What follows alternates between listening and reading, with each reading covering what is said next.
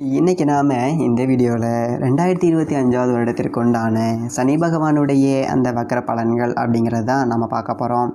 அது என்ன ஜோசியரே, சனி பகவானுடைய வக்கர பலன்கள், சனி பயிற்சி பலன்கள் அப்படிங்கிறது தான் நீங்கள் சொல்லிட்டீங்களே, இது என்ன தனியாக வக்கர பலன்கள், இது ரொம்ப அவசியமா அப்படின்னு சொல்லிட்டு நீங்கள் கேட்கலாம். அதாவது கிரகங்கள்லேயே ரொம்ப மெதுவாக நகரக்கூடிய ஒரு கிரகம் அப்படின்னா அது சனி பகவான் தான்.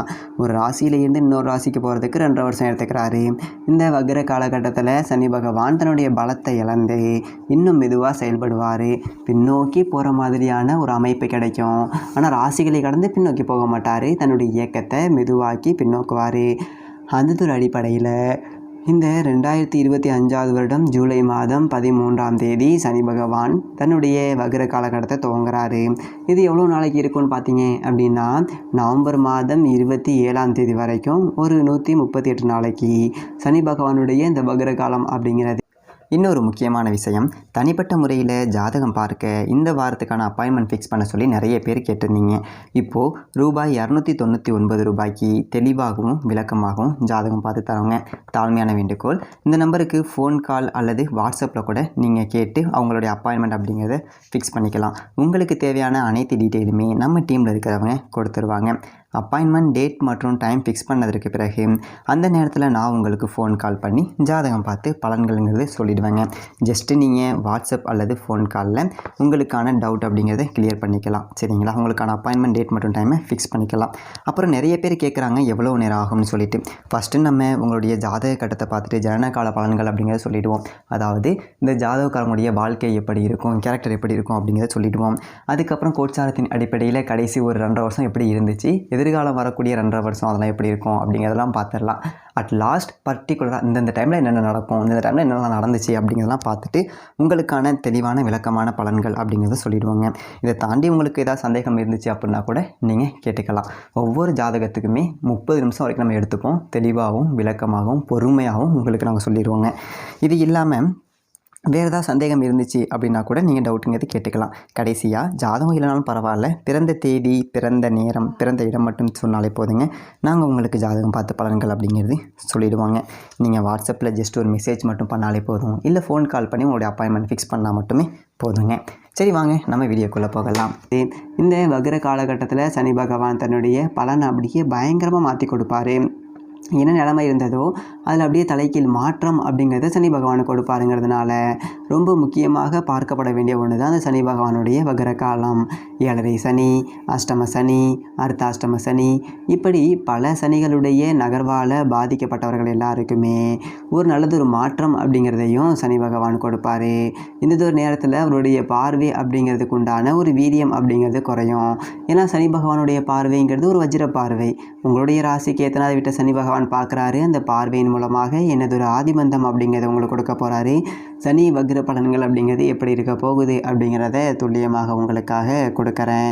தனுசு ராசி நேயர்களே, உங்களுக்கு இந்த சனி பகவானுடைய வக்ர காலம் அப்படிங்கிறது எப்படி இருக்குன்னு பார்த்தீங்க அப்படின்னா, இந்த சனி பகவானுடைய வக்ர காலத்தை ரொம்பவே எதிர்பார்த்து காத்துட்டு இருந்த ஒரு ராசி அப்படின்னு எடுத்துக்கிட்டிங்க அப்படின்னா அது தனுசு ராசி அப்படிங்கிறத சொல்லலாம். என்ன காரணம் அப்படின்னு பார்த்தீங்க அப்படின்னா, இப்போது குரு பகவான் உங்களுக்கு நல்ல இடத்துல இருக்கார். அதில் எந்த விதமான ஒரு மாற்றமும் இல்லை, ரொம்ப சிறப்பான ஒரு இடத்துல இருக்கார். ராசிநாதன் குருவால் உங்களுக்கு நன்மைகள் அப்படிங்கிறது கூடுதலாகவே இருக்குது. குரு எங்கே இருக்கார் அப்படின்னு பார்த்தீங்க அப்படின்னா உங்களுடைய ராசிக்கு 7ஆவது வீட்டில் இருக்கார். நல்லது செய்யக்கூடிய ஒரு இடத்துல சமசப்தம ஸ்தானம் அப்படிங்கிற ஒரு இடத்துல குரு இருக்கார். ஆனால் அர்த்தாஷ்டம சனி அப்படிங்கிறது குருவை தடுத்துடுச்சு. குருவால் வரக்கூடிய நன்மைகள் அப்படிங்கிறத ஃபுல்லாகவே சனி தடுத்துட்டார். அதாவது குரு கொடுத்தா சனி தடுப்பார், சனி கொடுத்தா யார் தடுப்பார் அப்படிங்கிற ஒரு கேள்வி தான் இப்போது நீங்கள் எதிர்பார்த்து காத்துட்டு இருக்கக்கூடிய இந்த சனி பகவானுடைய வக்ர காலம் அப்படிங்கிறது வந்துருச்சுங்கிறத சொல்லுது. அதாவது அர்த்தாஷ்டம சனி அப்படிங்கிறது அஷ்டம சனியில் பாதி. 8ல் நின்னா அர்த்தாஷ்டமம், 4ல் நின்னா 8ல் என்ன அஷ்டமம், 4ல் என்ன அர்த்தாஷ்டமம் அப்படிங்கிறது. இப்போது நீங்கள் 4ஆம் இடத்துல சனி பகவான் இருந்துட்டு உங்களுக்கு தொந்தரவு கொடுத்துருக்காரு. குறிப்பாக சொல்லணும் அப்படின்னா சுகஸ்தானம், நிறைய சுக பிரச்சனைகளை கொடுத்துருப்பாரு, சுகக்கேடுகளை கொடுப்பாரு, உடம்பை பலவீனப்படுத்தியிருப்பார், மருத்துவ செலவுகள் அப்படிங்கிறத கொடுத்துருப்பாரு. தாயாருடைய சண்டை சச்சரவு, தாயார் உறவுகளோட தாய்மாமன், சின்னம்மா, பெரியம்மா இந்த மாதிரி தாய்மாமன் உறவுகள் வகையில் சிக்கல். இதிலேயே தாய்மாமா வகையில் பொண்ணு எடுத்திருந்தா பெரிய கலவரத்தை கூட ஏற்படுத்தியிருந்திருப்பார். இப்போல்லாம் கூட நடந்திருக்கும். இனிமேல் இது சரியாயிடும். ஏன்னா அர்த்தாஷ்டம சனி அப்படிங்கிறவர் இப்போ பலம் இழந்து போகிறாரு. ஜூலை 13ஆம் தேதியிலேருந்து 137 நாட்கள் உங்களுடைய வாழ்க்கையில் ஒரு வராது வந்த மாமணி போல் வரப்பிரசாதமாக வந்திருக்கு அப்படின்னு தான் இதை நாம் சொல்லணும். இனிமேல் வந்துட்டு தாய் வழி சொந்தங்களால் நன்மைகள் அப்படிங்கிறது நடக்கும். சில பேருக்கு தாய் வழி சொத்துக்கள் அப்படிங்கிறது கிடைக்கக்கூடிய ஒரு வாய்ப்பு இருக்குது. தாய் மாமன் வகையில் பொண்ணு கொடுத்து பெண் எடுக்க வாய்ப்பு இருக்குது. இது எல்லாமே உங்களுக்கு கிடைக்கும். கவலைப்பட வேண்டியதே கிடையாது. அதே மாதிரி நிறைய பண பிரச்சனைகள் அப்படிங்கிறத கொடுத்துருப்பார். கடன் வாங்க வேண்டிய ஒரு சூழல் அப்படிங்கிறதுலாம் கூட வந்திருக்கும். அதோட சனி பகவானுடைய இந்த பார்வை அப்படிங்கிறது இருக்குது பார்த்தீங்களா, அது ரொம்ப மோசமான ஒரு பார்வை. அதாவது ராமாயணத்தில் ராவணன் நவகிரகங்களை சிறைப்பிடிக்கும்போது கூட சனி பகவானை மட்டும் பின்னால் இருந்து சிறைப்பிடித்தான். அவருடைய பார்வை அப்படிங்கிறது தான் மேலே பற்றக்கூடாது, பட்டா நமக்கு ஆபத்து அப்படின்னு சொல்லிட்டு ஈஸ்வரன் பட்டம் பெற்ற ராவணேஸ்வரனே ஈஸ்வரன் பட்டம் பெற்ற ஒரே கிரகமான சனீஸ்வரனுடைய பார்வையை பார்த்து பயந்தான். அப்படிப்பட்ட அந்த ஒரு வஜ்ர பார்வை உங்களுடைய ராசியிலே விழுகுது. ராசிக்கு 6ஆவது வீட்டில் விழுகுது, ராசிக்கு 10ஆம் வீட்டில் விழுகுது. இப்போது அதோடைய வீரியம் அப்படிங்கிறது குறையும். அப்போது சனி பலம் இழக்கும்போது அப்போ 1ஆம் இடத்துல சனி பகவானுடைய பார்வை விழுந்துச்சு அப்படின்னா சனி பகவான் உங்களை கண்காணிச்சிட்டே இருக்கார். சனியினுடைய கட்டுப்பாட்டில் நீங்கள் இருக்கிறீங்க அப்படின்னு சொல்லிட்டு அர்த்தம். சனி அப்படிங்கிறவர் ஒரு பெரிய ஒரு சூப்பர்வைசர், ஒரு சிசிடிவி மாதிரின்னு வச்சுக்கோங்களேன். நீங்கள் நல்லது செஞ்சீங்க அப்படின்னா கஷ்டம் நிறையா வரும். அந்த கஷ்டத்தையும் நேர்மை தவறாமல் கர்ம வினைகளின்படி வாழ்க்கையை வாழ்கிறவங்களுக்கு சனி பகவான் கொட்டி கொடுத்துருவார். சாதாரணமாக ஒரு சிசிடிவி காட்சி ஒருத்தரை அசிங்கப்படுத்தவும் செய்யும், ஒருத்தரை பெருமைப்படுத்தவும் செய்யும்.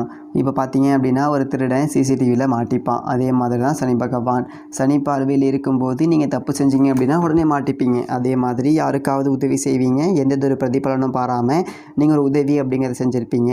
அது சிசிடிவி காட்சியில் பதிவாகி உங்களுக்கான ஒரு நற்பெயர் அப்படிங்கிறது இந்த உலகம் முழுக்க பரவும். அதே மாதிரி தான் சனி பகவானுடைய பார்வையில் இருக்கும்போது நீங்கள் நல்லது செஞ்சீங்க அப்படின்னா கோடிகளை கொட்டி கொடுத்துருவார். குபேர யோகம்ங்கிறத கொடுக்கக்கூடியவர் சனி பகவான் அப்படிங்கிறத மறந்துடாதீங்க.